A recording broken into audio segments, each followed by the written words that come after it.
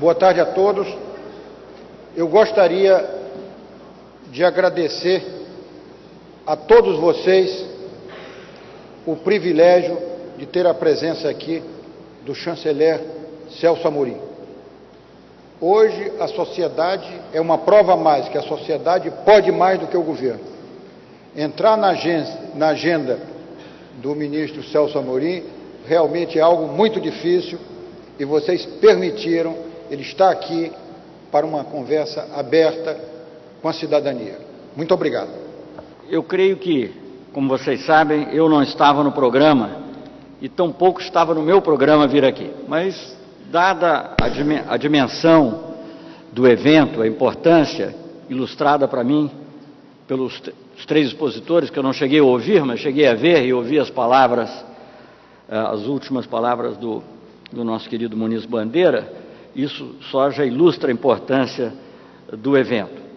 E ilustra também, creio eu, essas palavras, nesse aspecto pelo menos, porque evidentemente que a divergência é parte do diálogo indispensável, mas nesse aspecto uma sintonia perfeita entre o pensamento da academia e da política externa do governo do presidente Lula, porque essa visão da relação Brasil-Argentina como núcleo do Mercosul e o Mercosul agora ampliado como vértebra da América do Sul e da comunidade sul-americana é uma visão que nós temos frequentemente enfatizado.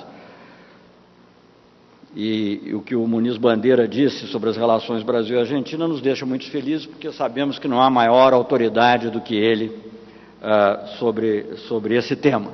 E, de fato, já que eu posso, digamos, fazer disso uma espécie de Cineac Trianon, que a sessão começa quando você entra, né? Ninguém aqui mais se lembra do Cineac Trianon, mas talvez você se lembre. Em vez de, digamos, começar articuladamente por onde eu pensava que ia começar, eu acho que seria justo dizer que esse é um aspecto importantíssimo da política externa do Brasil e daquilo que estamos vivendo hoje, né?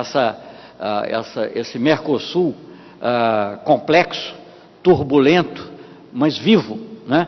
Eu leio hoje numa dessas colunas de políticas, uma coluna até de uma jornalista que eu respeito, que tem escrito muito sobre política externa, dizia, não sei se na coluna ou na reportagem, porque eu já vejo em geral de uma maneira um pouquinho pasteurizada, assim, naqueles informes que ministros recebem, mas dizia que o Mercosul está passando pela sua maior crise. Eu acho que isso é uma visão totalmente parcial, puramente presa às aparências e certamente não será comprovada pela história. Eu acho que o Mercosul está vivendo um momento de grande reflexão, de grandes mudanças.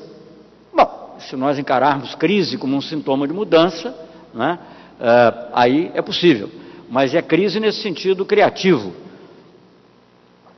Não sei, alguém, na época que eu trabalhava no Ministério da Ciência e Tecnologia, me definiu que o ideograma grego de crise é um ideograma de perigo e de oportunidade. Não sei se exatamente se isso é verdade ou não, mas de qualquer maneira, nesse sentido sim, quer dizer, perigos há, e há muitos, porque o mundo, não só o que vem aí, como é o título do seminário, mas o mundo em que nós estamos, é um mundo que é cercado de dificuldades, de falsas oportunidades, de riscos, mas é também um mundo de oportunidades. E o Mercosul, dentro desse contexto, naturalmente, está passando também por mudanças.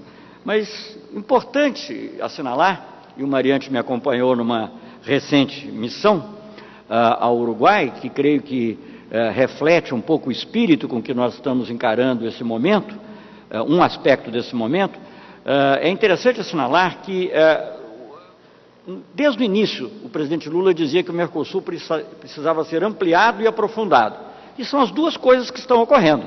Agora, essas duas coisas não ocorrem sem crises, não ocorrem sem turbulências, sem discussões, às vezes acaloradas. Sendo aprofundado, eu não sei o que o meu amigo Mariante falou, e eu não quero repetir tudo que ele eventualmente tenha dito, talvez ele tenha abordado outro assunto, mas aprofundado no sentido de que nós chegamos a um ponto em que não dá mais para pensar no Mercosul como um complemento de outras políticas. O Mercosul tem que hoje fazer parte já também das nossas políticas. Ele tem que ser... Você não pode fazer uma política industrial, uma política agrícola, uma política comercial e depois dizer, como é que o Mercosul entra nisso? Não dá. Ele tem que começar a ser um fator da definição da política desde o início, né? E creio que o mesmo ocorre para os outros países. Eu acho que para os países menores do Mercosul isso já é verdade há muito tempo, até por força da presença que tem o Brasil e a Argentina no conjunto das suas relações externas. Mas no Brasil não, o Brasil tem essa síndrome de país grande, que é natural que tenha, mas que de vez em quando nos obriga a ficarmos alerta ao efeito que o que nós fazemos tem nos outros, né? Nós, no Itamaraty, por força mesmo da profissão, do treinamento, pensamos nisso, faz parte do nosso dia a dia. Mas eu acho que nós estamos passando agora por uma fase em que, como na União Europeia, foi ocorrendo ao longo desses 40, 50 anos, como ocorreu na União Europeia, em que progressivamente não faz mais sentido em falar, no caso da política agrícola comum, acho que a rigor não faz sentido de todo, mas aí pelas características da política agrícola, mas não faz sentido você falar uma política industrial alemã, uma política industrial francesa, você fala uma política industrial europeia.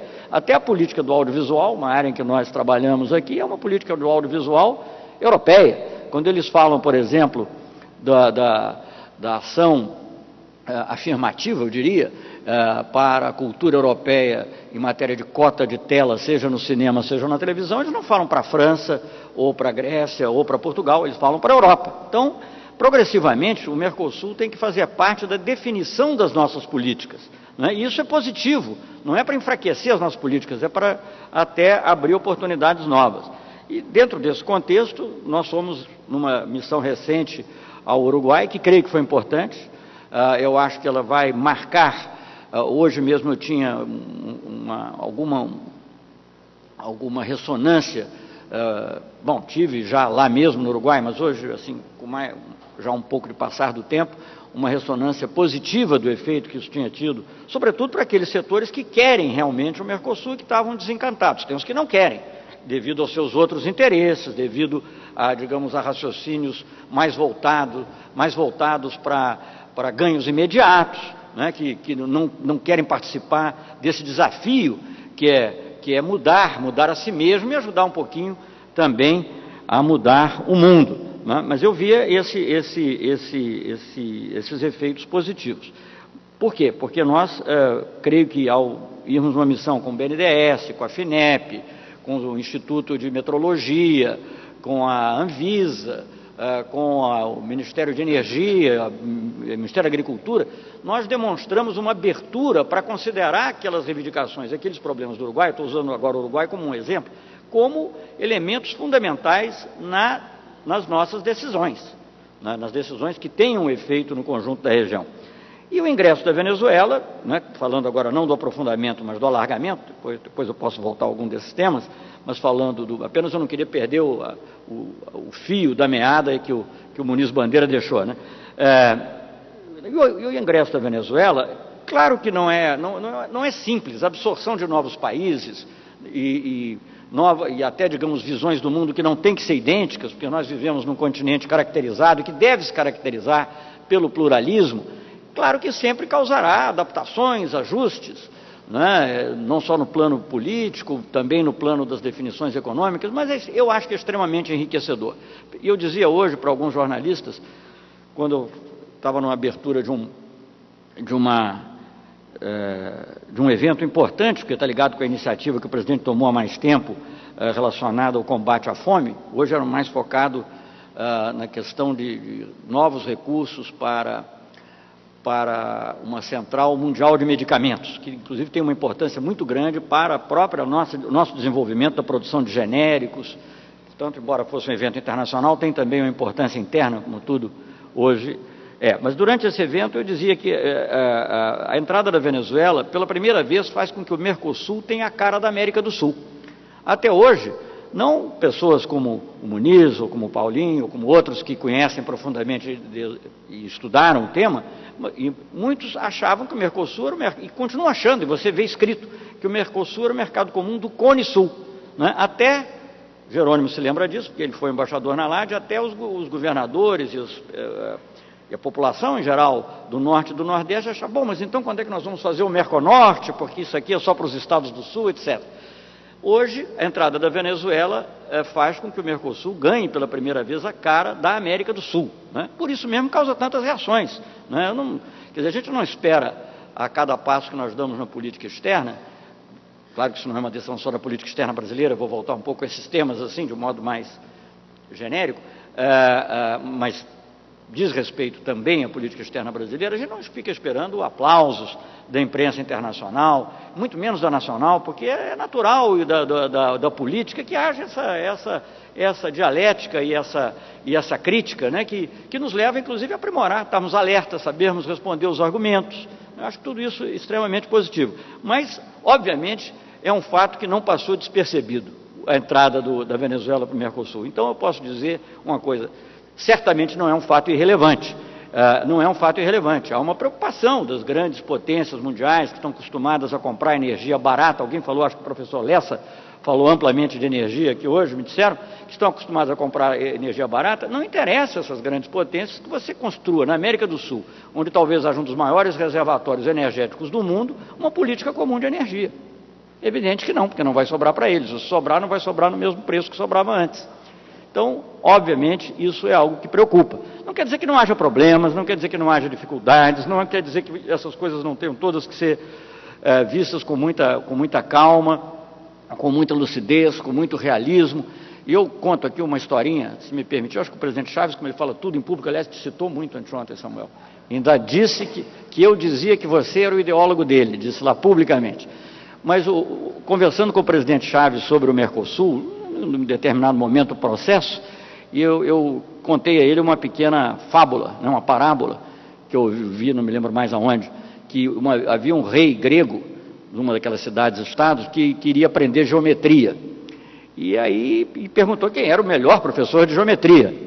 E disseram que era Euclides. Então ele chamou Euclides, disse assim: professor Euclides, eu não sei como é que ele se referiu a ele, eu quero aprender geometria. Euclides chegou com aqueles livros todos, né? Disse, não, mas eu não quero aprender os teoremas, eu não quero aprender as equações. E o Euclides teve que dizer para o rei que não existe estrada real para a geometria, que a geometria tem que passar por aqueles caminhos. Eu tive essa conversa com o presidente Chaves para explicar que ele tinha que entrar para os ACS, que tinha que negociar a tarifa externa comum, que tinha que ter um cronograma de desgravação, né, que tinha que aceitar as normas técnicas do Mercosul. Enfim, não há um caminho real para o Mercosul. E nós vamos ter, sem dúvida, trabalho, porque uma coisa é você aceitar isso em teoria, outra coisa é você, na prática, a cada momento está discutindo. Então nós sabemos que dá trabalho, mas a vida é assim. O que não dá trabalho também não tem interesse. Mas, enfim, eu acho que nós vivemos um momento muito importante na América do Sul. Certamente é uma das prioridades do presidente da República, nossa, na política externa, sempre foi uma prioridade, eu diria, da política externa do Brasil, mas há agora, digamos, uma ênfase especial nesse tema, como todos sabem.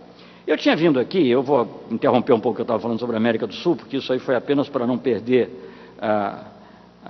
o fio do que estava sendo discutido, mas eu achava até que, quando estava pensando o que eu viria falar aqui, sabendo que certamente o Samuel já teria feito uma ampla visão do mundo, e eu, como ando um pouco afastado da teoria, não vou me aventurar a repetir, né?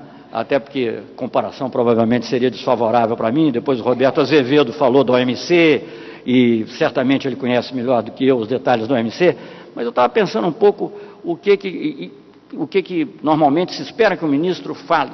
E eu pensava que talvez fosse interessante fazer um pouco o inventário, mas eu achei que isso ia ser uma coisa muito enfadonha, né? Até porque, bem ou mal, já fiz muitas vezes, e fiquei achando que, menos do que dizer aquilo que nós fizemos, a gente tem que se preocupar em aquilo que falta fazer, né? Claro, quando eu digo falta fazer, não posso dizer que seja uma agenda para os próximos 6 meses, também não posso dizer quem a executará, mas eu posso dar a minha avaliação do que falta fazer, né? E eu acho que falta muito o que fazer em muitos sentidos.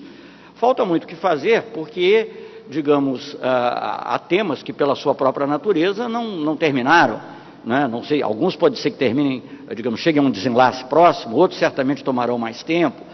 há também o segmento de ações iniciadas, né, e essa talvez seja uma das coisas mais difíceis. Eu acho que vocês que são professores de política internacional, eu também já dei aula de política internacional na UNB e estudei um pouco de teoria das relações internacionais, né, todos se interessam muito pelo processo decisório, né. Eu me lembro do tempo que eu estudava ainda relações internacionais, havia um dos teóricos americanos importantes, se chamava Snyder, se eu não me engano, que tinha uma teoria do processo decisório, né? Então, as pessoas às vezes acham que política externa é algo feito só no Itamaraty, ou entre o presidente da República e o Itamaraty, com mais uma ou duas assessorias de fora.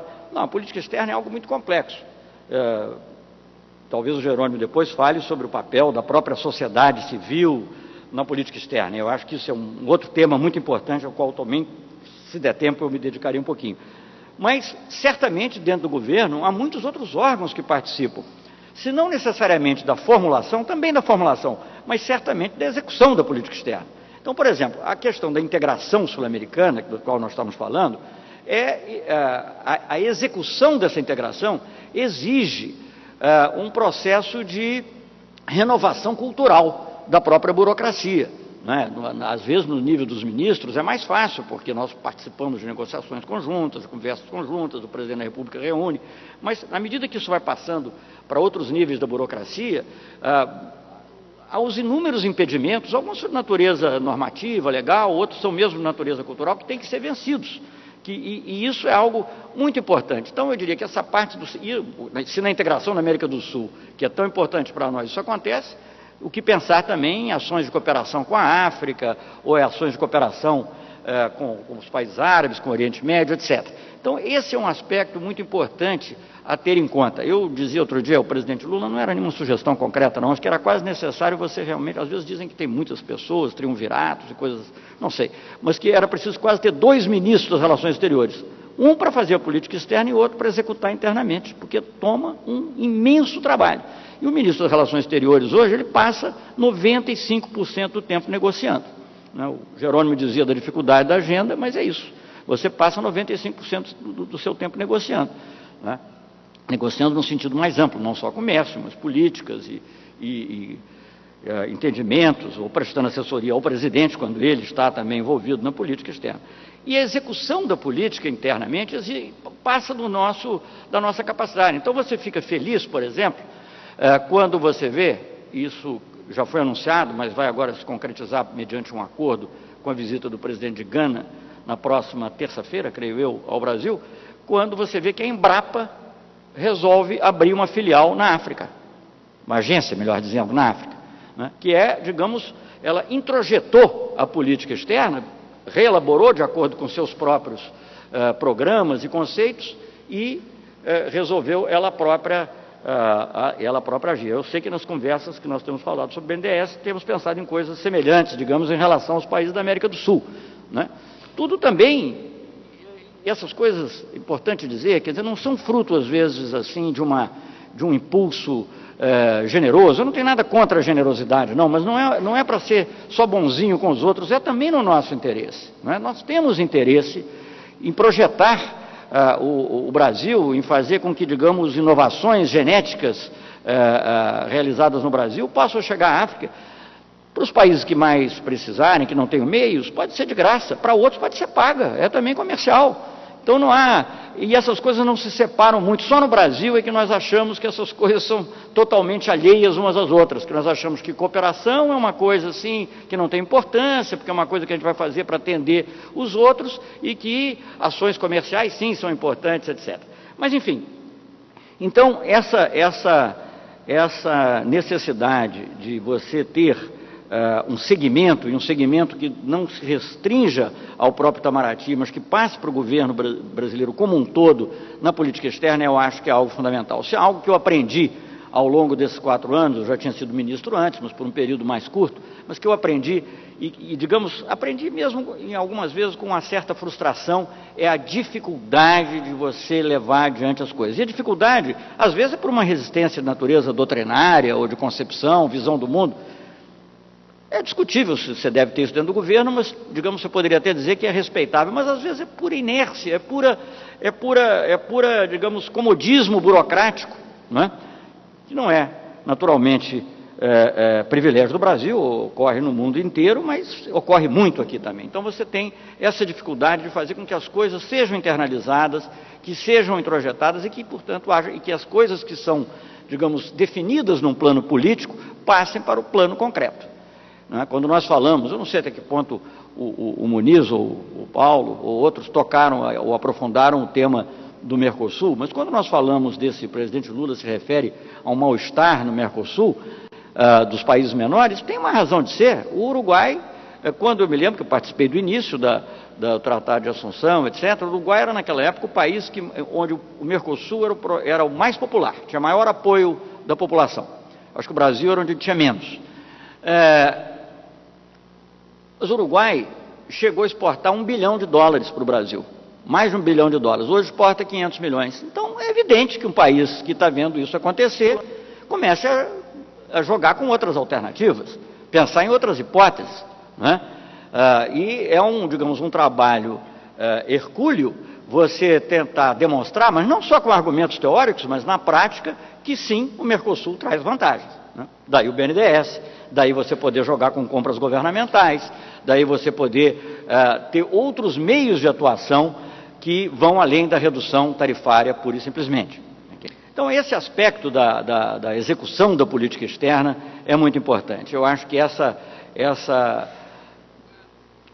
palavra coordenação é uma palavra fraca, na realidade, essa capacidade de você dar um seguimento àquilo que foi discutido, que foi acertado, e isso não pode o Ministério das Relações Exteriores fazer sozinho. Eu estou pulando de um tema para outro, e não só geograficamente, mas também conceitualmente, porque, digamos, é um pouco o fluxo da consciência. Eu vi há pouco tempo um filme baseado no Ulisses, do James Joyce, acho que estou influenciado por isso. Mas, seguindo o fluxo da consciência, digamos assim, como entra aí, digamos, os outros órgãos do governo e como entram também a sociedade civil, e certamente dentro da sociedade civil e com primazia a comunidade acadêmica, né? E eu contava aqui para o Jerônimo, a propósito até do título desse conjunto de discussões, que é o Brasil e o mundo que vem aí, a necessidade do planejamento político, né? Samuel e eu já tivemos envolvidos até com o nosso saudoso Paulo Nogueira Batista em exercícios de planejamento político, saudoso, naturalmente, pai do Paulinho, né, que foi o nosso mestre em tantas coisas, até hoje uma pessoa muito citada e admirada em todo o mundo. Mas em outras experiências houve, acho que foi o próprio Santiago Dantas, que foi referido aqui, quem foi que primeiramente introduziu essa ideia no Itamaraty, e houve tentativas de novo na época do Silveira, elas se prolongaram, e até hoje existe uma assessoria de planejamento diplomático no meu gabinete. Mas é uma coisa muito pequena, muito modesta em relação às necessidades. Mas o que é o planejamento político? Eu penso assim como as coisas acontecem em outros países, né? E é útil a gente olhar o que se passa em outros países, não é para imitar cegamente, a gente tem que ver criticamente, né? Mas países que sempre se preocuparam com política externa, que tem uma tradição, até por força das relações complexas em que viveram sempre, como eles operam isso e como operam com a comunidade acadêmica. Bem, então você tem um tema, vamos dizer, a entrada da Venezuela para o Mercosul, né? Um tema, deixa de ser um tema, grandes oportunidades, há também, evidentemente, problemas de adaptação, qualquer mudança envolve problemas de adaptação. Então você toma um tema desses, discute na comunidade acadêmica e depois absorve aquilo que acha que deve ser absorvido, depois promove outras discussões internas e dali começam a surgir ideias novas de como lidar com certas questões. Eu acho que isso é uma coisa muito importante, essa relação. Eu acho que o Instituto Rio Branco também pode estar ligado a esse processo. E eu vejo que os outros fazem isso. Por exemplo, agora teve no Brasil a Margaret Beckett, a nova secretária do Foreign Office, ministra das Relações Exteriores do Reino Unido. As pessoas dizem que nós temos mania de dizer que tudo foi a primeira vez que aconteceu, mas eu acho que é a primeira vez que o ministro das Relações Exteriores do Reino Unido escolhe o Brasil como o primeiro país a ser visitado, a primeira visita bilateral feita pela Margaret Beckett. Eu acho que ela esteve na Rússia, se eu não me engano, para uma reunião do G8, algo assim, mas o primeiro país foi o Brasil. Agora, isso não é um processo que nasceu nem só na cabeça do primeiro-ministro Blair, nem só na cabeça dela, claro que certamente eles influíram, devem ter, mas também num processo de discussão interna. E você vê que há vários momentos dessa discussão. Por exemplo, este ano se realizou em Londres, perto de Londres, eu não pude ir naquela Ditchley House, que é uma coisa fundada na época do Churchill ainda, uma discussão centrada em Brasil. Quer dizer, já era sintoma de que havia um progressivo interesse por motivos que eles estudaram, quer dizer, ela própria definiu, quer dizer, não é simplesmente porque estão querendo uma vantagem imediata num tema, mas, quer dizer,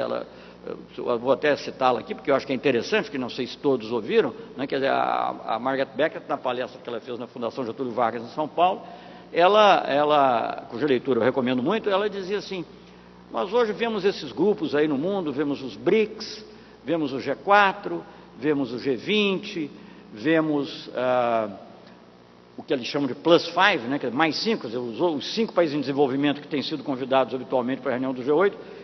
O que há em comum em todos esses grupos? Presença do Brasil. Né? Então, é algo que está acontecendo e que motiva a reflexão. Então, também pensando nas coisas que teremos que fazer, ou que terão que fazer, quem quer que seja no futuro, é desenvolver essa dimensão de planejamento, tanto internamente e em contato com a academia. Né? Deu exemplo de um tema que pode ser esse, mas pode ser relação com os países árabes, pode ser relação com os Estados Unidos. Tomar um tema desse, aprofundar, discutir, ver as ideias, até antecipar problemas, antecipar questões e procurar soluções que depois, naturalmente, o governo vai, porque ele é eleito para isso, decidir da forma que tiver que decidir. Né? Nós também não podemos ter a ideia de que a sociedade civil toma de assalto o governo. Sociedade civil, o governo é governo. E o governo é eleito para ser governo, né? Quer dizer, para tomar as decisões. Essa também é uma função da qual ele não pode abdicar, mas ele pode ouvir, até para ficar mais inteligente. Né? Então, essa é outro aspecto das coisas que, do ponto de vista, assim, digamos, de processo de trabalho, me ocorre que será necessário fazer.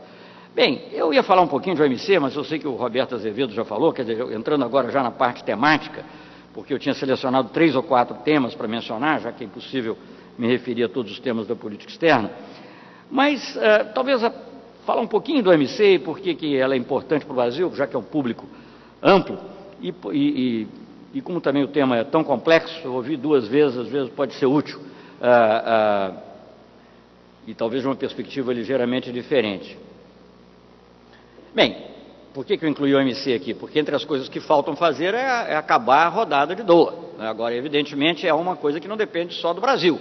Aliás, é interessante que o seminário é um seminário sobre política externa e política internacional. E eu achei interessante essa nuance, né, essa pequena dicotomia, né, mas ao mesmo tempo não inteiramente dicotomia, porque uma é muito ligada à outra. Né? Mas, então, obviamente, a OMC ela não vai ter um êxito, um fracasso, dependendo só do Brasil. Certamente, se for um êxito, terá sido mérito de outros, segundo a mídia brasileira. Se for um fracasso, nós absorveremos naturalmente a nossa parte, e grande parte da... Mas isso, eu diria que nós vivemos... Por que o OMC é importante? Por que eu quero tratar desse tema? E por que a rodada de Doha é importante? Eu sei que, obviamente, e eu mesmo participei em vários momentos das negociações da rodada Uruguai, em outros momentos, frequentemente digo até que tenho as cicatrizes da rodada Uruguai, mas eu costumo dizer eu vou centrar em 2 aspectos de por que eu acho que essa rodada da OMC é importante. Primeiro, é óbvio, porque é o aspecto multilateral versus o bilateral. E eu digo com toda sinceridade, eu era ministro quando foi concluída a rodada Uruguai, e eu levei para o Congresso brasileiro o Acordo de Marrakech para ser aprovado. Se me perguntarem se eu achava que, digamos, o acordo era maravilhoso, certamente não era o caso, não acharia maravilhoso. Agora, se me perguntarem em algum momento se eu me arrependo de ter levado para aprovação, eu direi não, porque eu francamente creio que não há vida fora do multilateralismo, não há vida política civilizada fora do multilateralismo. E no comércio, o multilateralismo é a OMC. Então, é melhor você trabalhar com a regra imperfeita, tentar melhorar a regra, e progressivamente modificando, do que ficar fora disso e se expor à lei da selva, que é o unilateralismo, como nós tivemos durante muito tempo. Né? Quer dizer, até temas que, digamos, nós não gostaríamos, e na época eu lutei contra a inclusão deles na OMC, mas hoje eu tenho dúvidas, porque de certa maneira, a OMC nos protege dessas ações unilaterais. Quer dizer, eu trabalhava no Ministério da Ciência e Tecnologia com o Renato Acha, também de saudosíssima memória, quando nós sofremos duas ações unilaterais dos Estados Unidos, sob a seção 301 da Lei de Comércio, uma sobre informática e outra sobre patentes farmacêuticas. Hoje isso já é mais difícil de fazer, porque a própria existência da OMC já obriga pelo menos uma tentativa de discussão dentro da OMC. E quando os Estados Unidos tentaram levar a questão de patentes para a OMC, num caso contra o Brasil, não vou contar as peripécias, porque são longas, mas depois de alguns meses desistiram. Desistiram porque até, digamos, as pequenas ambiguidades que na época nós achávamos frágeis, que nós conseguimos introduzir no acordo de TRIPS, no acordo de propriedade intelectual, elas nos protegiam, de certa maneira. Quer dizer, eles não tinham certeza de que eles iam ganhar. E a lei, como sabem, sobretudo nesse sistema meio anglo-saxão que predomina no mundo, a lei é aplicada um pouco de acordo também com, digamos, a voga da opinião pública. Não é? Ela não é a sociedade civil muito importante nisso e a opinião pública muito importante nisso. Na época em que o acordo de Marrakech foi firmado, ou pelo menos na época em que a rodada Uruguai foi negociada, durante grande parte do processo, a opinião dominante no mundo, a opinião dominante não quer dizer que seja a maioria das pessoas, é a opinião das pessoas que dominam a opinião, né? A formação de opinião. A opinião dominante era a opinião neoliberal, era o consenso de Washington. Então, você ter alguma falha qualquer que pudesse ser vista na proteção patentária seria um absurdo. Hoje em dia, a situação mudou, quer dizer, continua havendo uma ênfase muito grande em propriedade intelectual, e nós também achamos que propriedade... Eu, aliás, tenho 3 filhos cineastas, tenho que tratar de proteger a propriedade intelectual, mas... E uma nora também. Mas, independentemente da propriedade, há o reconhecimento de que a propriedade intelectual não pode passar à frente, por exemplo, do direito à vida, do direito à saúde, né? Isso, a opinião pública mundial moldou isso. E as grandes potências, que tinham mais interesse econômicas, foram obrigadas a reconhecer isso. Isso ocorreu, aliás, em Doha, e foi reforçado em 2004, quando se disciplinou dos parágrafos da Declaração de Doha sobre esse tema. Então, a norma internacional é algo muito importante, o multilateralismo é algo muito importante. Então, para nós é fundamental que a rodada do OMC conclua e que mantenha essa prevalência do sistema multilateral. Nas nossas discussões, por exemplo, na ALCA, na União Europeia, não vou entrar aqui numa discussão do que era bom, o que era mal, agora, obviamente, para um país como o Brasil, o sistema multilateral tem que ter prioridade. Então, obviamente, também, como o Brasil não é, e a política externa brasileira e as ações externas do Brasil têm que responder a impulsos da sociedade, e os impulsos da sociedade incluem, naturalmente, não podem ser exclusivamente deles, mas incluem naturalmente os empresários, e muitos empresários no Brasil alguns têm preocupações mais defensivas, mas outros estão procurando mercados. Se nós não concluirmos a rodada do OMC, a pressão para concluirmos outro tipo de acordo, certamente menos vantajoso, vai ser maior. Então isso já é uma razão importante para que nós tenhamos interesse em que isso ocorra. Vamos ver se conseguimos, mas enfim. O outro aspecto que eu acho importante de destacar, de certa maneira, en passant, eu me referi a alguns aspectos ligados a isso, é essa busca do reequilíbrio. O que nós estamos tentando agora, nessa rodada, é claro que tudo isso é paulatino, tudo isso é gradual, né? Tudo isso é algo que, tudo isso são coisas que não ocorrem do dia para a noite, nem de uma maneira muito fácil e mágica, mas nós estamos aos poucos reequilibrando a agenda, que foi a agenda dos anos 80 e dos anos 90, que era, digamos, uma agenda estritamente neoliberal, né? Samuel dizia, pelo menos eu li no jornal, que Samuel dizia outro dia que digamos, os acordos comerciais modernos restringem a capacidade dos Estados. Agora, o fato é que nos anos 90, eles foram usados apenas para restringir a capacidade dos nossos Estados, e deixou livre a capacidade dos outros Estados de continuarem a subsidiar, de continuarem a fazer práticas distorcivas para o comércio internacional. Roberto Azevedo, que esteve aqui antes, viveu junto comigo intensamente a questão da Embraer e da Bombardier, né? A norma internacional é feita de tal maneira, era feita de tal maneira e era interpretada de tal maneira, porque isso também é um elemento importante, era interpretada de tal maneira que, digamos, aquilo que os países ricos podiam fazer, era permitido, dentro de limites, digamos. Mas aquilo que os países pobres podiam fazer não era permitido. Em outras palavras, um pouco como Bernard Shaw dizia que a diferença do pobre e o rico no sistema capitalista britânico e do início do século XX era que um dos dois podiam dormir debaixo da ponte. É um pouco, se quisesse. Então é um pouco a projeção disso. O que acontece? O que acontecia? Só para dar um exemplo rápido, mas que eu acho que é gráfico, em relação a Bombardier e a Embraer. Por exemplo, dar um subsídio na boca do caixa, como nós também com pouca sofisticação fazíamos no passado, ou pelo menos eles interpretavam que faziam, é proibido.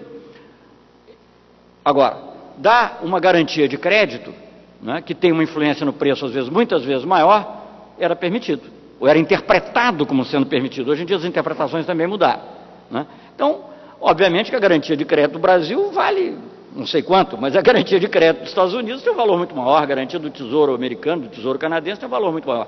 Então, as regras que aparentemente eram iguais, mas elas não seguiam o preceito do Rui Barbosa, elas não tratavam de maneira desigual os desiguais. Então, nós estamos no OMC tentando reequilibrar isso. Eu dei um exemplo, que é algo que está sendo também negociado, está meio assim, parece menos, porque, na verdade, a negociação sobre o tema agrícola tomou maior vulto. Mas as normas, por exemplo, sobre subsídios em produtos industriais também estão sendo discutidas, e sob essa ótica, tentar reequilibrar e tentar evitar que elas sejam aplicadas, interpretadas de maneira, e elaboradas de maneira, uma outra norma tão absurda, de maneira distorcida com relação à nossa. Outra norma tão absurda do acordo de subsídios é o seguinte, sobre esse mesmo tema, créditos à exportação. Dizia que sobre créditos à exportação, isso eu não vou dizer tudo exatamente, mas sobre garantia de créditos prevalecerão as normas que estabelecer a OCDE. Então, não só você aceitava as normas dos ricos, mas você aceitava que eles mudassem as normas. E você tinha que passar a aplicar, quer dizer, elas passavam a valer para você. Quer dizer, era inclusive em termos de direito, qualquer noção básica de direito é um absurdo, porque você está assumindo obrigações indefinidas, porque você não sabe qual é a norma e como eles vão mudar, né?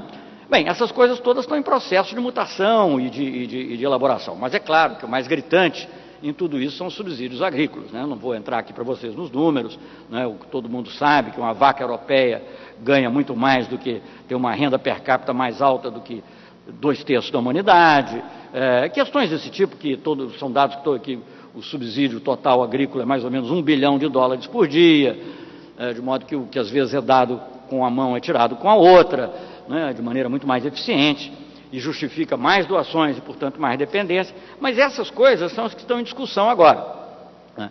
Evidente que também os países ricos também só estão discutindo isso porque eles chegaram, essas anomalias foram se tornando tão grandes que passaram a ser prejudiciais, se não aos setores, obviamente, que se beneficiam dela diretamente, mas para o conjunto da população, né? Então, você tem coisas, quando o Brasil ganhou, por exemplo, o caso do algodão contra os Estados Unidos, né, os jornais americanos dizendo, não lembro se foi o Los Angeles Times, houve vários editoriais, mas alguns desses jornais dizendo que nós sabíamos que os subsídios eram imorais, hoje nós sabemos que eles são ilegais. Então, esse é o trabalho, né? Quer dizer, então, terminar a rodada de Doha é algo muito importante, né? Se vamos conseguir ou não, eu não sei, porque é uma coisa complexa, mas o que eu posso dizer é o seguinte, o Brasil nunca esteve tão dentro e tão influente numa negociação. É claro que no passado, porque o Brasil sempre foi um país respeitado, naturalmente, também porque pela capacidade dos nossos diplomatas que estiveram envolvidos nas negociações, o Brasil sempre foi um país importante, ninguém vai dizer que não, mas, digamos, estar tão central na negociação, num conjunto, num período longo de tempo, eu não sei se isso terá ocorrido. E, portanto, há uma chance de conseguirmos um acordo razoável. E eu não sei se, repito sempre, né, quer dizer, estamos sempre trabalhando para ver se vamos conseguir. Agora, hoje, eu posso dizer o seguinte, comparando com o que nós tivemos que enfrentar logo no início do governo, o pior acordo hoje será melhor do que o melhor acordo em Cancún, o melhor acordo possível, dados os parâmetros em que as coisas estavam colocadas. Para dar um exemplo, em Cancún não se falava de eliminação total dos subsídios à exportação. Agora já se fala não só de eliminação total, mas tem data certa para acabar e uma data intermediária para terminar com parte substancial deles. Em Cancún, a ideia prevalecente sobre uma das múltiplas formas distorcivas de dar subsídios E mesmo depois de Cancún, é que limitar essa forma a 5% do PIB. Hoje já é aceito que será no máximo 2,5%. Então, quer dizer, houve avanços notáveis em relação ao que existia naquela época. Não quer dizer que não haja ainda riscos, possibilidades maiores ou menores, mas enfim, nós estamos chegando perto disso. E eu acho que uma coisa extraordinária que aconteceu, sem dúvida, e aí eu vou até, digamos, me louvar em outros depoimentos, foi a criação do G20. Né? Eu, outro dia, li um livro de geografia, assim, tipo terceiro ano do bacalaureat, ou o ano pré-bacalaureat, né, na terceiro ano da França, e tinha era um livro de geografia econômica, creio eu, porque eu folhei rápido, e tinha uma parte sobre a geografia econômica do mundo, falava amplamente do Brasil, do OMC e do G20, né, como algo que tinha mudado a forma de se negociar no OMC, o que eu acho uma coisa extraordinária no momento em que nós estamos vivendo hoje. Então, essa é uma das tarefas inacabadas. Outra tarefa inacabada, mas eu espero, quem sabe, que possa ser acabada ainda dentro dos limites desse governo, porque também, se não terminar nesse governo, isso vai ter que ir para um congelador, não por nossa causa, vai levar um ano, mas vai levar aí 1 ano e meio, 2 anos, no mínimo, para poder ser retomado para valer. Então, nós temos que nos esforçar muito, e todos sabem o esforço que o presidente Lula tem feito, conclamando os líderes a se envolverem pessoalmente, porque nós chegamos a um ponto em que o acordo da OMC é possível, é perfeitamente, qualquer negociador hoje no OMC sabe o feitio básico do acordo. Há uma discordância, se é um pouco mais para cá, um pouco mais para lá. Quando eu digo um pouco, são alguns bilhões de dólares, mas de qualquer maneira não é uma coisa desproporcional. Não é uma coisa desproporcional, nós estamos falando de coisas que estão dentro dos limites daquilo que é alcançável. Então, a nossa responsabilidade aumenta em poder chegar a esse fim. Eu talvez até escreva um artigo de jornal, porque outro dia eu estava pensando, estávamos pessoas falando lá no Triângulo de Pascal, né, Pascal Lamy, né, e me lembrou assim, tipo o pêndulo de Foucault. Então temos agora o Triângulo de Pascal, que é o Pascal Lamy, não é o Blaise Pascal, que os acadêmicos conhecem, mas é o Pascal Lamy. Então, como se resolve essa questão desse triângulo, que eles dizem que é os subsídios internos americanos, a questão de acesso a mercado na União Europeia, basicamente, por consequência em outros países, mas basicamente na União Europeia, e a questão de produtos industriais e serviços em países em desenvolvimento. E o que eu costumo dizer é o seguinte, olha, nós aceitamos que é um triângulo, agora não é um triângulo equilátero, é um triângulo em que há 2 lados que são muito maiores do que o outro, porque evidentemente, primeiro nós já fizemos muito mais em industriais e serviços do que vocês fizeram em agricultura, e segundo, nós podemos menos, né? Quer dizer, não se compara, as ordens de grandeza são totalmente diferentes. Outra tarefa inacabada, mas falando ainda do multilateralismo, é a reforma das Nações Unidas. Né? A reforma das Nações Unidas teve até um andamento importante em alguns temas.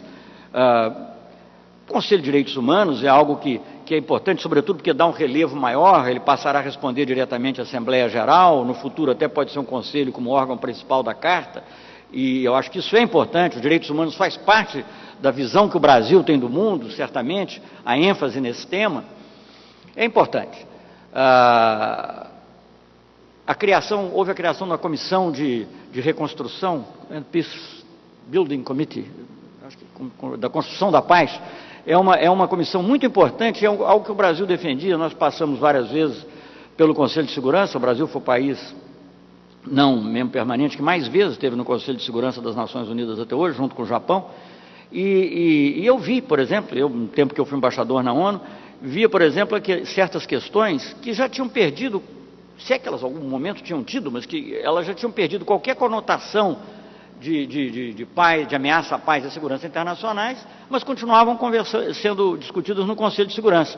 E o dilema era complexo, porque ou você continuava a discutir no Conselho, ou ela desaparecia da agenda multilateral e passava só para a agenda dos doadores, dos grandes países. Então o país, fosse ele o Haiti, ou a Guiné-Bissau, ou o Timor, ficava fora da agenda internacional. Então a criação dessa comissão de construção da paz, embora como tudo na vida não seja o ideal da maneira como está feita, mas ela aponta num sentido positivo, que é a revitalização da consideração da temática econômico-social nos problemas de segurança. Eu acho que isso é algo muito importante e é algo para o qual o Brasil, eu digo, contribuiu conceitualmente, porque quando nós falávamos, por exemplo, na revitalização do artigo 65 da Carta da ONU, que era um artigo que preconizava a cooperação entre o Conselho de Segurança e o ECOSOC, isso era visto como algo estranho.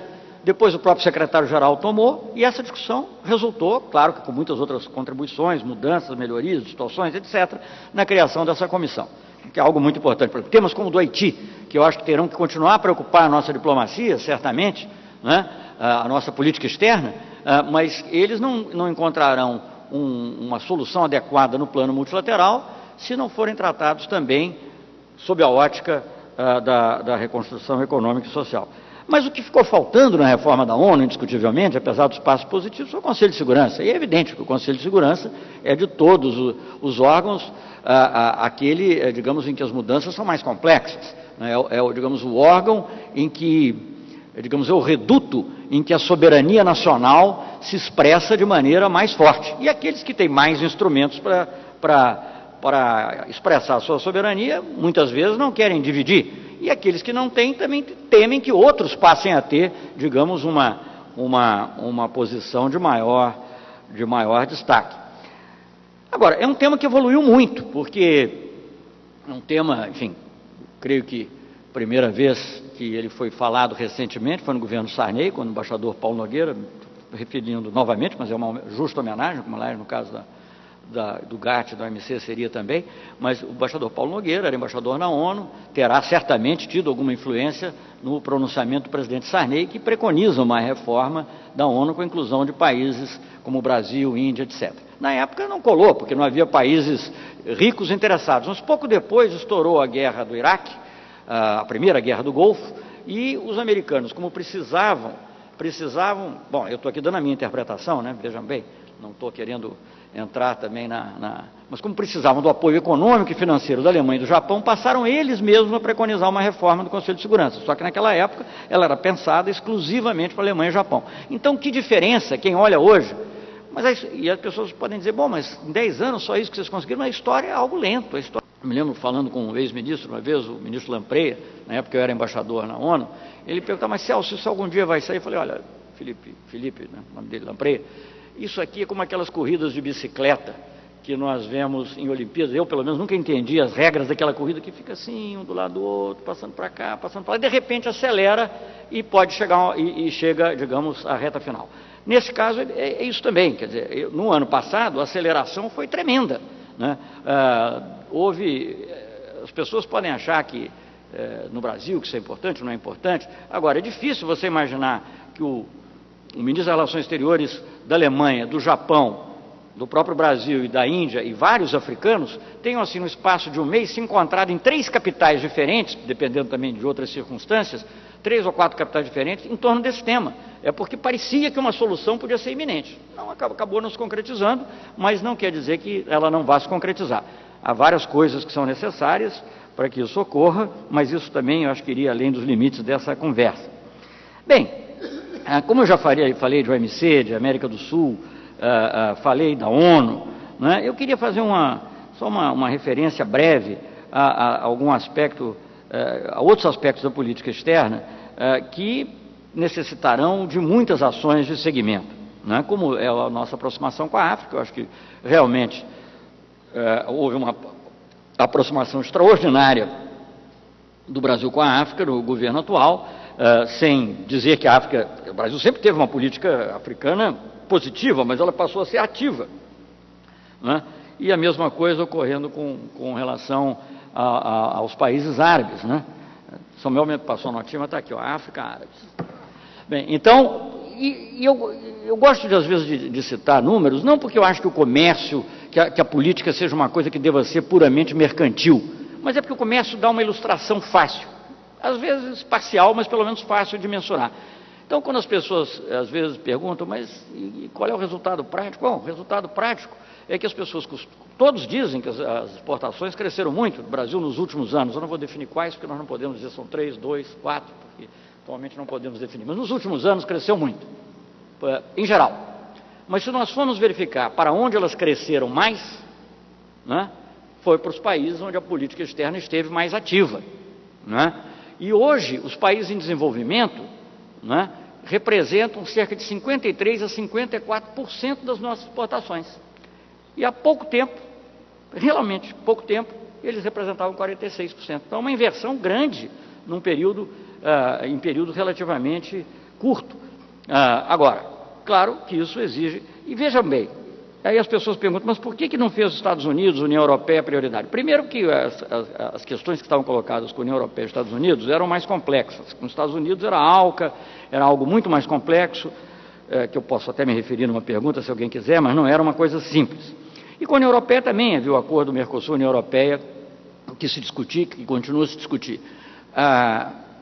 Mas, além disso, eu diria o seguinte, dois aspectos. Primeiro, os canais não é que não seja importante, o Brasil não tem que fazer mais negócio com os Estados Unidos, não tem que fazer mais negócio com a Europeia, claro que tem, mas, digamos, as rotas são mais ou menos conhecidas, são caminhos que as pessoas podem aprofundar, melhorar, pavimentar melhor, mas tem uma rota, enquanto que esses outros países, quer dizer, nem o Brasil olhava para o mundo árabe, nem o mundo árabe olhava para o Brasil, a verdade é essa, ou para a América do Sul. Quando nós propusemos, é muito interessante, eu gosto muitas vezes de pegar certas percepções. Quando a primeira vez que eu fui, a pedido do presidente Lula, fazer uma missão em vários países árabes, sei lá, meados de 2004, falar da cúpula da América do Sul com países árabes, eu frequentemente ouvia a pergunta, mas por que a cúpula? Por que essa cúpula? E eu tinha que explicar que havia aqui uma população grande de origem árabe, que havia um potencial de negócios, que a América do Sul estava se integrando, que havia oportunidade de investimento, enfim, uma porção de coisas. E que, por outro lado, nós não interessávamos isso, aquilo, outro, etc. Eu tenho uma certa desconfiança, como se nós, por exemplo, na área do Golfo, se nós estivéssemos procurando investimentos deles, dinheiro, sem dar nada em troca, vamos dizer, né? Como se fosse uma coisa assim de mostrou a bandeira e levou um investimento. E nós todos sabemos que as coisas não são simples dessa maneira. Bom, a pergunta era essa, por que a cúpula? Bem, passado um ano e meio, já às vésperas da cúpula, quando nós tivemos uma reunião de ministros das relações exteriores em Marrakech, ou melhor, mais ou menos nessa ocasião, eu estava dando uma entrevista para uma jornalista egípcia, e ela me perguntou, mas vem cá, por que não antes essa cúpula? Então, eu acho que é uma mudança de cabeça tão grande, tão forte, que demonstra em si a importância de realizar essa reunião. E se vocês forem olhar, eu não sei, o Antônio Simões, que está aí em algum lugar, que agora vai chefiar o Departamento de Energia, que mostra que o Itamaraty tem visão, porque criou um Departamento de Energia, sem ter ouvido a aula do professor Lessa, mas como esse é um tema central, mas o Antônio Simões preparou uns quadrinhos muito úteis, e vocês vão ver que estão hoje no site, eles sempre precisam ser um pouquinho corrigidos. Mas, enfim, ele, por exemplo, não tem lá o Caribe, eu notei hoje. Mas eles mostram um crescimento espetacular das exportações do Brasil para esse país. Não é uma coisa insignificante, não cresceu muito porque não era nada. Não é isso, não. Se você somar hoje a África e os países árabes, você tem quase 10% das exportações brasileiras. 9% mais ou menos das exportações brasileiras. Não é tão pouco. Não é tão pouco. A própria África, né, se você, claro, sempre tem um pequeno senão, mas se você retirar o petróleo, que pesa muito nas nossas importações, se você tirar o petróleo, a África passa a ser responsável por algo assim como 6 a 8% do nosso superávit comercial. Nós exportamos muito para a Nigéria, para a África do Sul e para outros países, e para os países árabes também. Isso tudo vai requerer um trabalho enorme de execução e equipar o Itamaraty de uma forma como ele nunca teve antes. Por isso é que nós fizemos agora, previmos, né, ao longo de 4 anos, uma ampliação de 400 diplomatas, porque as tarefas são inumeramente maiores. Se eu pegar qualquer ano no passado, qualquer ano, para escolher um ano qualquer, mesmo o primeiro ano desse governo, vamos dizer, para evitar comparações, o número de visitantes estrangeiros, se você considerar presidentes, primeiros ministros e ministros das Relações Exteriores apenas, sem falar de outros ministros, estava aí, falando de 2003, digamos, por volta dos 30, por aí. O ano passado foram 104. Então, é algo, isso exige um equipamento novo, esse volume brutal de exportações que nós temos tido, que tem ajudado a manter o crescimento brasileiro, também não é estranho as iniciativas que nós temos tomado. Eu acho que há muitas outras coisas a fazer, e eu não seria longo tentar falar de todas elas. Eu acho, por exemplo, as relações com a União Europeia e Estados Unidos são relações que têm que ser pensadas com grande profundidade. Eu acho, por exemplo, que o acordo Mercosul-União Europeia, eu acho que é um acordo que pode ser útil ao Mercosul como um todo, e deve ser útil. E nós conseguimos no acordo Mercosul-União Europeia uma coisa muito importante, que nós mudamos digamos, nós colocamos o acordo dentro de um quadro conceitual aceitável. Quer dizer, tudo que havia, por exemplo, de mais negativo, na minha opinião, na ALCA, e que estava presente também no acordo Mercosul-União Europeia, como, por exemplo, lista... Quem é técnico entende, quem não é técnico, depois eu posso esclarecer numa pergunta. Lista negativa e não lista positiva em matéria de serviços, tratamento nacional em matéria de investimentos, e pior que tratamento nacional não, disputa investidor-Estado em matéria de investimentos, normas de propriedade intelectual, que na realidade devem ser disciplinadas pela OMC, tudo isso, que eram mais rígidas em vez de mais flexíveis, como nós estávamos obtendo na OMC, tudo isso estava presente nessas duas negociações. Na Mercosul-União Europeia, nós conseguimos desbastar desses elementos. Claro que nós não conseguimos ainda concluir, falta concluir as quantidades, mas a qualidade, o quadro conceitual básico foi definido. Na ALCA estamos um pouco mais atrasados, fizemos um avanço naquela reunião de Miami, mas depois, por motivos vários, não foi possível prosseguir. No futuro, dentro de um quadro conceitual aceitável, eu acho que a gente pode discutir. Eu acho que a ALCA ficou um pouco problemática porque os acordos com outros países também, o que acontece é que os países que já assinaram acordos de livre comércio passam a ter uma postura extremamente agressiva porque já fizeram todas as concessões e eles procuram duas coisas. Primeiro, obter, naturalmente, concessões nossas pelo interesse deles, mas mais do que isso, eles querem mostrar para os seus públicos internos que eles fizeram o certo. Então, isso dificulta a nossa negociação. É muito melhor se negociar diretamente com os Estados Unidos, seja Mercosul, Estados Unidos, ou negociar diretamente com a União Europeia, que nós estamos fazendo Mercosul, União Europeia. Mas não é uma negociação que nós vamos ter que enfrentar em algum momento, porque o mundo caminha no sentido que você tem que trabalhar, claro que com capacidade de negociação, com firmeza, né, mas reconhecendo, quer dizer, é um mundo que vem aí. Se nós não fizermos, outros farão. Então nós temos que tratar de fazer da melhor maneira possível, dentro dos nossos interesses e reequilibrando as coisas que estavam desequilibradas. Outras coisas que eu acho que nós tínhamos que desenvolver com mais afinco no futuro, e a política externa pode ajudar nisso, é claro que mais uma vez não é só uma tarefa da política externa, digamos, o presidente Lula falou muito da nova geografia comercial. Eu acho que nós temos que ter, mas aí não podemos ser modestos, mas que, digamos, do ponto de vista brasileiro, uma nova geografia tecnológica. Nós temos que diversificar a nossa matriz tecnológica. Nós não podemos ficar dependentes de vender o avião da Embraer para a Venezuela, ou para quem quer que seja, de uma licença que vem de um outro país. Então você tem que diversificar. Você não vai ter toda a tecnologia do mundo, nós sabemos disso. Temos que aumentar a nossa tecnologia, mas temos também que diversificar as nossas fontes.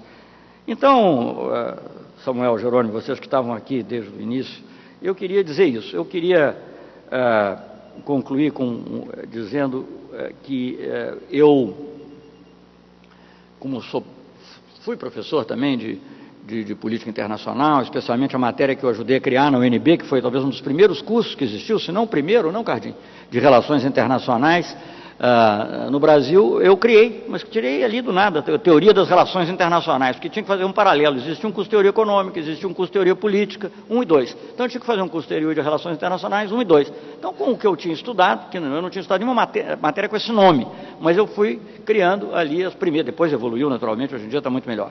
Mas eu costumava dizer que teoria e prática são coisas que vão muito juntas, né? E que uma não dispensa a outra. O político que está executando ações em determinado momento, ele pode achar que ele seguia melhor pela intuição, que ele não precisa da teoria, né? E o teórico também, às vezes, tem algum desprezo pelas pessoas que estão no dia a dia manejando com fatos muito concretos. Agora, eu acho que nenhum nem outro tem total razão, né? Certamente, quer dizer, as pessoas que estão na prática, a sua intuição será tão melhor quanto mais teoria elas tiverem, né? A intuição continuará a ser importante, a capacidade de julgar de cada um sempre existirá, mas quanto mais a teoria tiver sido introjetada e estiver lá dentro, no cérebro ou no cerebelo, ou sei lá onde, mais ela terá a condição de ter intuições corretas, né? Porque é como um jogador de xadrez, né? Um jogador de xadrez, aquele que não tem imaginação não joga bem, mas aquele que passou pelos manuais, se ele tem imaginação, ele joga melhor. Se ele não tem imaginação, ele vai ficar ali, mas ele pelo menos vai dar para começar o jogo. Então, eu acho que essa é a importância. Quando eu estou falando de teoria, eu estou falando num sentido mais amplo, é a discussão, esse diálogo com a comunidade acadêmica que é absolutamente fundamental. Claro que eu não estou vivendo um momento que me permita teorizar, né? E algum dia chegará, e eu vou tentar, digamos, resumir um pouco, digamos, de maneira um pouco mais conceitual, essas coisas que são observações que se vai fazendo ao longo do trajeto. Mas eu queria cumprimentar o embaixador Samuel, que sempre tem sido entusiasta e praticante dessa interação com a comunidade acadêmica, o embaixador Jerônimo Moscardo, que dirige a FUNAG, que propicia esses encontros, que queria cumprimentá-los e dizer que nós temos que, cada vez mais, e eu digo isso daqui até o final do governo, mas em futuros governos, quem quer que seja, aprofundar essa relação e utilizá-la mais efetivamente, não apenas como lugar de debate interessante, né, que terá uma repercussão de opinião pública, que é importante também, porque é importante que a opinião pública participe do debate, mas também, né, sob outros formatos, né, também como um instrumento de refinamento da nossa visão das opções que se defrontam ao Brasil, opções estratégicas, opções táticas, e dessa maneira, digamos, termos uma capacidade de influir mais nesse mundo que vem aí. Muito obrigado.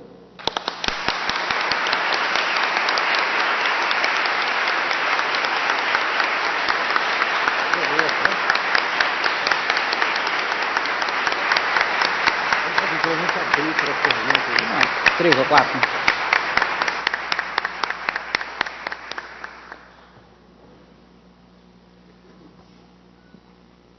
Olha, eu creio que está aberta as perguntas. O ministro responderá.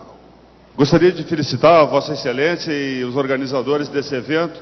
Agora, como membro da Academia, Universidade Federal de Santa Catarina, eu gostaria de saber de Vossa Excelência como é que está a ação do governo com relação ao financiamento da pesquisa, que também é muito importante para nós melhorarmos a nossa posição em termos de relações externas e política internacional. Olha, talvez ao término aqui dessa minha participação, o embaixador Jerônimo possa detalhar alguma coisa do que a FUNAG tem feito, mas eu há poucos meses assinei aqui mesmo, nesse palácio, um convênio com a FINEP, financiadora de estudos e projetos, justamente para financiar projetos de pesquisa em relações internacionais. Então, é parte dessa preocupação que nós temos de ajudar o desenvolvimento do pensamento teórico, pelas razões que eu expus, do pensamento teórico, ou da investigação até prática em relações internacionais, porque é o que fazem todos os países. Quer dizer, eu mencionei o exemplo da Inglaterra, do encontro em Ditchley, mas todos sabem, todos que têm uma vivência acadêmica sabem que, digamos, as pesquisas de Harvard, ou do Foreign Policy, do Council on Foreign Relations, não são, obviamente, totalmente desinteressadas. Elas visam a melhorar o conhecimento e aprimorar a maneira de agir num país como os Estados Unidos no mundo. E nós também precisamos fazer a mesma coisa. E eu creio que esse passo que nós demos agora, além de eventos como esse, mas esse passo que é a assinatura desse convênio com a FINEP, vai nessa direção. Agora, exatamente quanto é que vai, tudo vai caminhando aos poucos, mas estamos caminhando nesse sentido. Sérgio Santana, eu sou procurador federal. Na última reunião da Comunidade Sul-Americana de Nações, houve uma discussão sobre a questão da criação de uma espécie de BNDES da América do Sul, tendo em vista os problemas de infraestrutura. Eu gostaria de saber sobre algum avanço em relação a isso. Olha, houve muito recentemente uma reunião de uma comissão de reflexão da Comunidade Sul-Americana de Nações, isso tem 2 semanas, acho que mais ou menos coincidiu com a minha ida ao Uruguai. Foi no Uruguai, mas foi uma outra coisa na qual não estive envolvido, e eu não li as conclusões, de modo que eu não sei se há ideias novas nesse sentido. Mas eu acho que com os instrumentos, mais do que buscar criar uma coisa totalmente nova, né, quer dizer, como se falou, o que nós devemos trabalhar é para aprimorar as instituições existentes. Existe já a Corporação Andina de Fomento, foi criada pela comunidade andina, mas tem muita capacidade de ação, está presente no Brasil, aliás, empresta dinheiro ao Brasil também, e, sobretudo, aos países andinos, mas também a outros países da América do Sul. Eu acho que, digamos, se o BNDES, talvez outra instituição financeira de algum outro país do Mercosul hoje, mas, digamos, certamente o BNDES, como já está fazendo, porque, inclusive, o BNDES vai contribuir para a integralização do capital brasileiro à Corporação Andina de Fomento, nós teremos, muito breve, na realidade, um Banco de Desenvolvimento da América do Sul. Agora, eu acho que é melhor você trabalhar nas coisas que têm um resultado prático e partindo da experiência prática, do que em coisas que tenham grande visibilidade e, às vezes, pouca concretude. Então, eu acho que você tomar a Corporação Andina de Fomento, combinar a participação que o BNDES pode ter, outros países sul-americanos fazerem aporte de capital. Naturalmente, a Corporação Andina terá que mudar de nome, mas isso é secundário. Quer dizer, o importante é o que ela está fazendo e o que ela pode fazer em parceria com outras instituições. Meu nome é Letícia Pinheiro, eu sou professora do Instituto de Relações Internacionais da PUC do Rio, que é a questão de processo decisório, em particular em política externa brasileira. E o senhor fez referência à criação dessa filial da Embrapa na África como uma questão positiva, que viria, enfim, somar em termos de política externa. O que eu queria colocar, quer dizer, eu fico muito feliz, por um lado, que o senhor considere essa questão como um avanço para a política externa, e pensar nessa situação em que agências governamentais, e eu vou ficar só no plano das agências de governo, não agências sociais, ou enfim, da sociedade civil, mas de que forma a ação dessas agências do governo que não ligadas diretamente ao Itamaraty, assim como a ação dos estados e cidades, a chamada paradiplomacia, como isso pode ter efeito negativo ou positivo, em termos de, aí no caso negativo, para a consistência de uma estratégia de política externa, para uma política externa mais coerente ou consistente mesmo? Em que medida isso pode afetar negativamente, na sua opinião, o planejamento de mais longo prazo da política externa do país? Bem, professora, eu não vejo efeitos negativos. Não, eu vejo, até porque se a sociedade quer uma coisa e o governo está querendo fazer outra, o governo tem que pensar duas vezes se ele está no caminho certo, né? Quer dizer, o governo não pode impor, ele pode tentar persuadir. Eu vou lhe contar. Eu passei por uma fase da minha vida que eu estou ficando meio zen budista, creio eu, e que eu prefiro contar histórias do que fazer teorias. Então eu vou contar, eu tinha uma outra historinha, mas acho que eu me esqueci. Vou contar pelo menos uma historinha do começo do Mercosul, né? Eu trabalhei muito intensamente no início do Mercosul, depois, digamos, a fase que seria, digamos, uma fase fundacional, que foi a fase que, aliás, o embaixador Samuel teve uma participação muito intensa, foi no governo Sarney. Eu tive pouco envolvido nisso, eu estava no Ministério da Ciência e Tecnologia. Mas logo em seguida, eu tive uma participação muito intensa como diretor da área econômica do Itamaraty, num período que culminou no Tratado de Assunção, fundou o Mercosul. Nesse período, participava muito das negociações, e voltava frequentemente, voltava ao Brasil e reparava, e eu sentia que a reação em geral da sociedade e da classe empresarial era uma reação de muito ceticismo. Não, por que nós estamos perdendo tempo aqui com a Argentina, 3% das nossas exportações, sei lá, 3, 4% do nosso comércio, por que nós estamos, Uruguai, Paraguai, nem falar, né? Vamos fazer o que a gente faz sempre aqui, e Itaipu a gente precisa, mas o resto não interessa. Essa era a visão dominante, às vezes até entre colegas meus, colegas que eu respeito muito, né, intelectualmente, alguns até se manifestaram agora muito a propósito da crise da Bolívia, né, são pessoas muito conhecidas e competentes, muitas delas, mas perguntavam, eu ouvi de algumas delas essa pergunta: por que Mercosul, se, digamos, nós perdemos tempo com isso, coincidiu, se vocês se lembram, o Mercosul, a fundação do Mercosul com a iniciativa Bush, pai do presidente Bush, que era a Iniciativa para as Américas, né? Então, tem uma tremenda oportunidade aqui, um mercado enorme, nós perdendo tempo com o Mercosul. Bem, isso foi mais ou menos entre 90 e 91 que eu tive envolvido nesse processo, terminou, como eu disse, no Tratado de Assunção. Eu passei 2 anos em Genebra, como embaixador em Genebra, e voltei como ministro, quer dizer, voltei inicialmente como secretário-geral, porque o ministro era o José Aparecido, que depois, por motivo de saúde, não pôde assumir, e depois fui ministro do governo do presidente Itamar Franco. E nessa época, nos ocorreu, aliás, mais uma vez, o embaixador Paulo Nogueira teve também o que dizer a respeito, como outros colegas, o próprio Jerônimo, outras pessoas, Samuel, embaixador Denô Medeiros, outras pessoas no Itamaraty, nós nunca trabalhamos sozinhos. A ideia de uma área de livre comércio sul-americana, né? E primeira vez que eu reuni uns empresários, um conselho empresarial tinha sido criado antes pelo meu antecessor, que era posteriormente foi presidente Fernando Henrique Cardoso, ele tinha sido ministro das Relações Exteriores. Tinha criado um conselho empresarial, uma coisa útil. E eu expus essa ideia da área de livre comércio sul-americana para vários dos empresários que estavam presentes. Me lembro do Olavo Setúbal, e havia outros que estavam presentes, não me lembro de todos. E um deles perguntou, mas vem cá, isso 2 anos depois de todo aquele ceticismo sobre o Mercosul, mas vem cá, isso aí não vai afetar o Mercosul? Então eu senti que um projeto que tinha iniciado como um projeto de governo, tinha virado um projeto da sociedade, um projeto, pelo menos da classe empresarial, certamente. Não é? Por quê? Porque já naqueles 2 anos as nossas exportações para a Argentina tinham quase que dobrado. Não é? Em poucos anos, vocês sabem, ele chegou a quadriplicar, quintuplicar, foi um crescimento exponencial. Então, eu acho que isso se passa de 2 maneiras. Eu acho que o governo ajuda a fazer a agenda da sociedade, sobretudo na área internacional. Por que na área internacional? Porque nós estamos atentos a outras coisas que estão se passando no mundo. A nossa profissão não tem outra coisa para fazer. Então nós ficamos lá olhando o que se passa no mundo, vendo o que a gente deve aprender, o que deve fazer, etc. e tal. Então algumas ideias voltam para o país. Então o Mercosul é um exemplo. Outro exemplo que eu ia lhe dar é o seguinte, veja o termo América Latina e América do Sul. Nós respeitamos muito a América Latina, claro, a América Latina é uma referência cultural e mesmo política importantíssima para todos nós. Mas em termos operacionais de integração, o que pode acontecer é a América do Sul. Mesmo assim é difícil no conjunto da América do Sul, como nós sabemos. Eu mandei fazer outro dia uma estatística.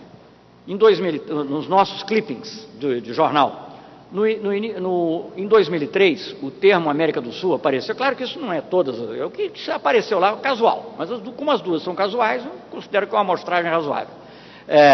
O termo América do Sul aparecia, digamos assim, acho como 900 vezes, o termo América do Sul.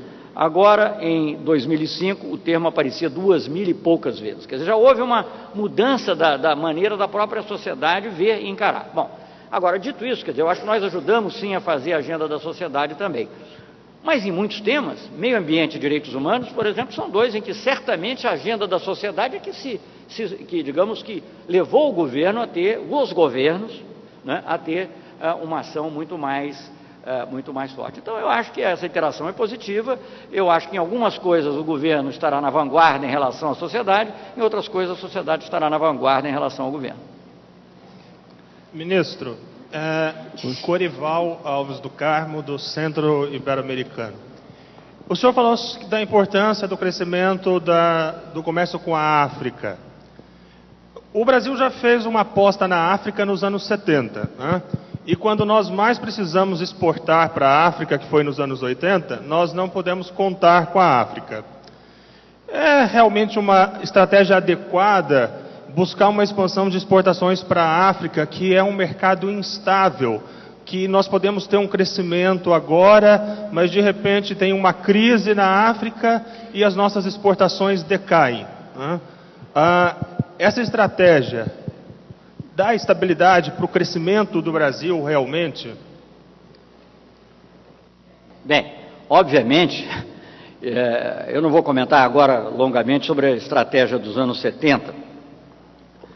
Obviamente, em primeiro lugar, o objetivo da nossa política africana não é exclusivamente, nem eu diria predominantemente comercial. Eu usei a cifra de comércio para demonstrar que até em termos de comércio, a nossa relação com a África havia se modificado substancialmente, e já se modificou, né? Agora, isso não quer dizer que nós estamos abandonando parceiros tradicionais, porque seria ridículo, né? Quer dizer, você pensar que a África pode substituir os Estados Unidos. Não ocorrerá nos próximos 100 anos, pelo menos não poderá ocorrer. Daqui a 100 anos não sei o que vai acontecer. Então, não é essa a visão.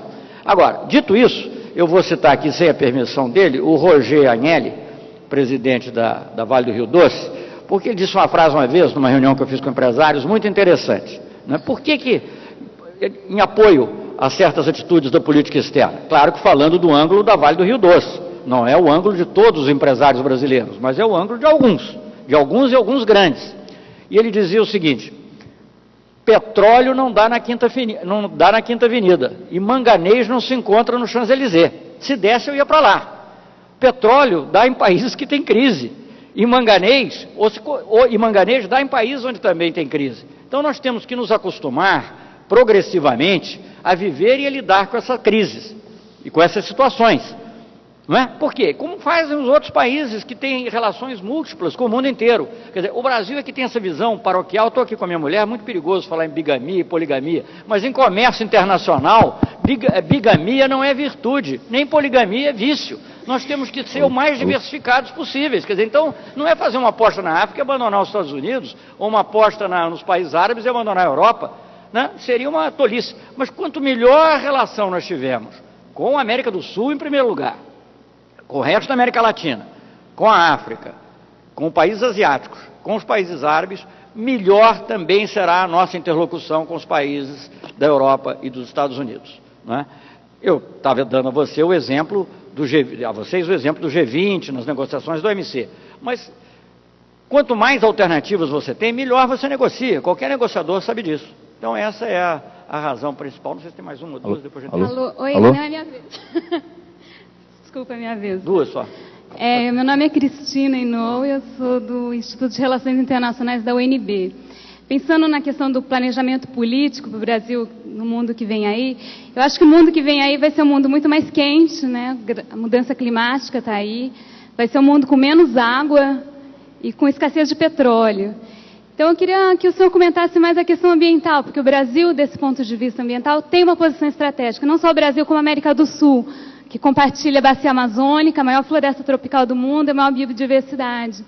Então, acho que desse ponto de vista, pensar o meio ambiente estrategicamente deveria fazer parte desse planejamento político. Queria que o senhor comentasse.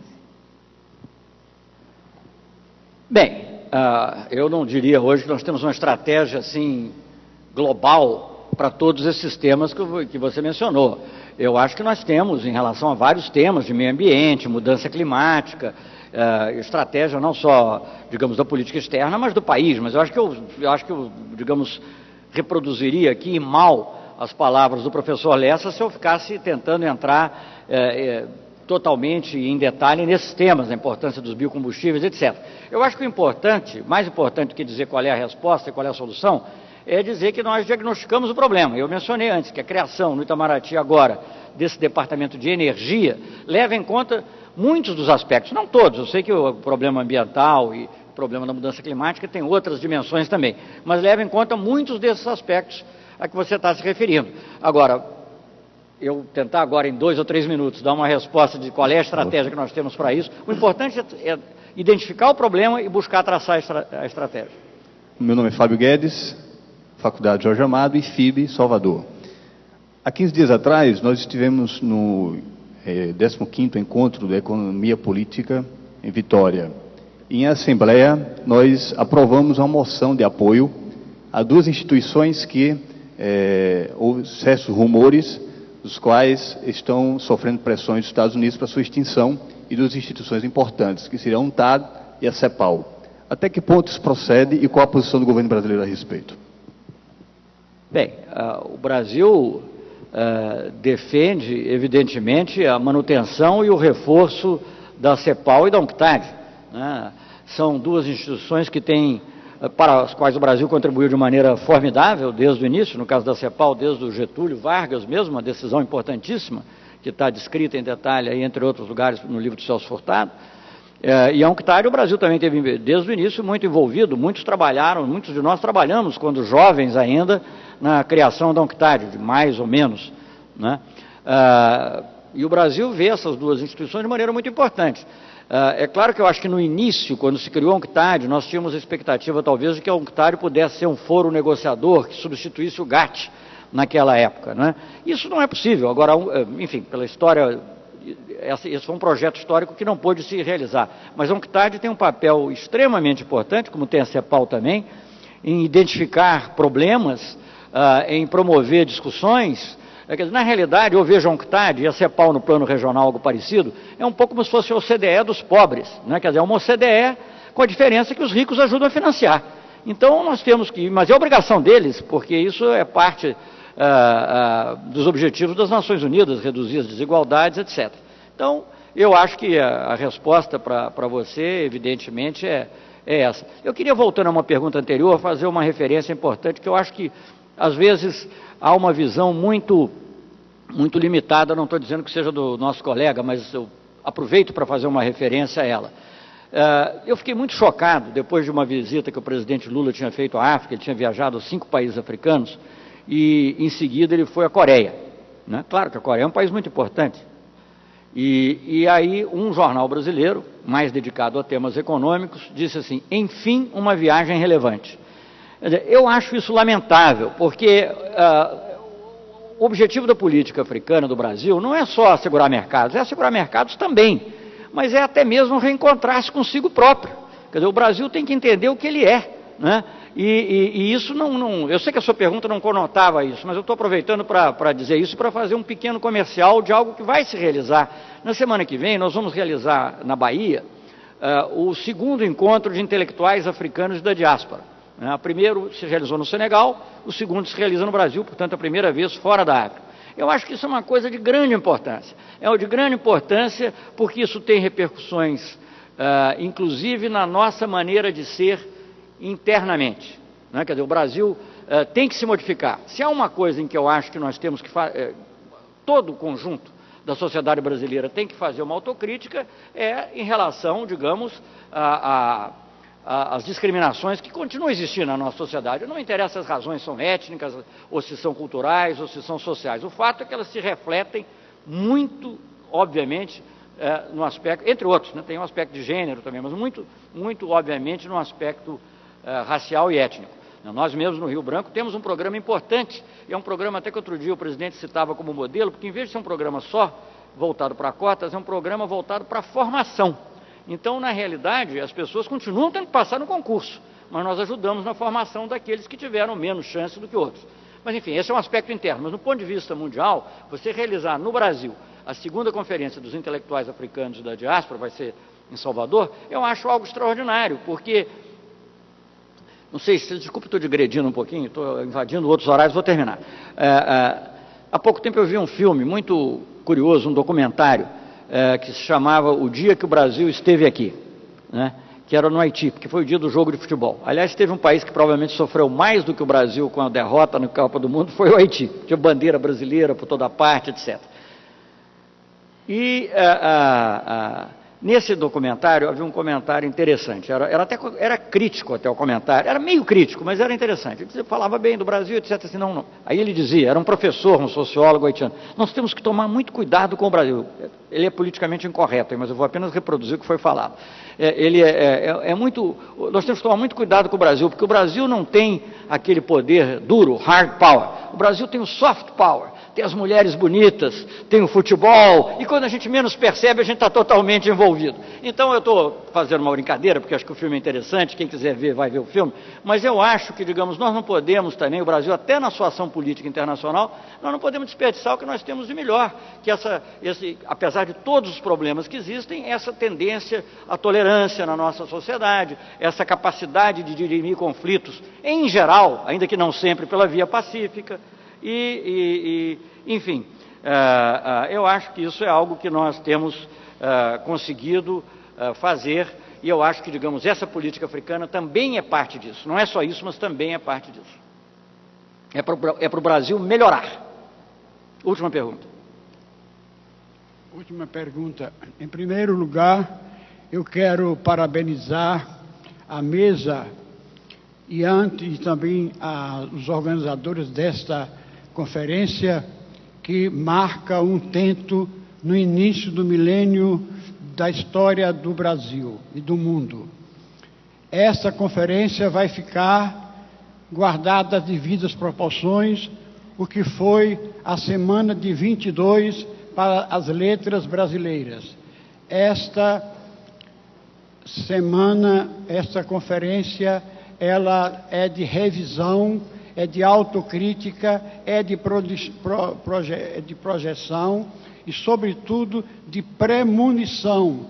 Mas, sendo ela, sobretudo, uma conferência de revisão e de autocrítica, eu, na qualidade de estudioso, de admirador da cultura romena e da história balcânica, eu gostaria de saber por que uma tese que vem sendo defendida há 100 anos, que o porto de Constança, no Mar Negro, deveria ser o porto natural para a exportação dos produtos brasileiros para a Europa Balcânica e parte da Europa Central, por que até hoje forças misteriosas impediram e vêm impedindo a realização desse ideal, apesar do Brasil ter sido já visitado por 3 ministros, por 3 presidentes da República, 2 em caráter oficial e outro por ocasião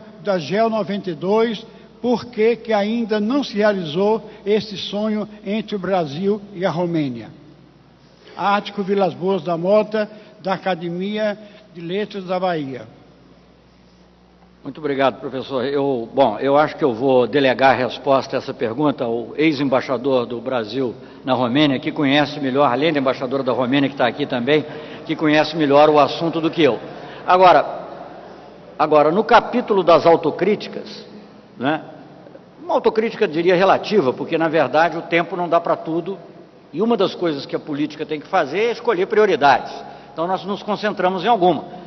Mas é verdade que nós cuidamos relativamente pouco, eu diria, em relação ao que poderíamos fazer dos países que antigamente chamavam Europa Oriental, exceção da Rússia, onde o presidente esteve, recebeu o presidente aqui. Então é uma área em que nós temos mais a fazer e quem sabe, dentro dessa visão, essa questão específica do Porto de Constança possa ser examinada. Mas eu acho que eu vou deixar o embaixador responder noutra ocasião. Mas eu gostaria de contar uma história também. Eu agora peguei realmente, segui o exemplo do chanceler e dizer que no intervalo do almoço me falou uma professora de Relações Internacionais e me perguntava, e a cultura? Onde está a cultura neste encontro? E eu digo que está presente, porque o chanceler Amorim não é só um grande acadêmico no campo de relações internacionais, ele é um grande mestre da cultura e realmente trabalha. É preciso lembrar que a cultura esteve aqui presente também, que Amorim, antes de chegar ao Ministério, foi diretor da Embrafilme, é um cineasta, e porque é um homem de cultura, tem dado uma dimensão extraordinária ao relacionamento exterior do Brasil.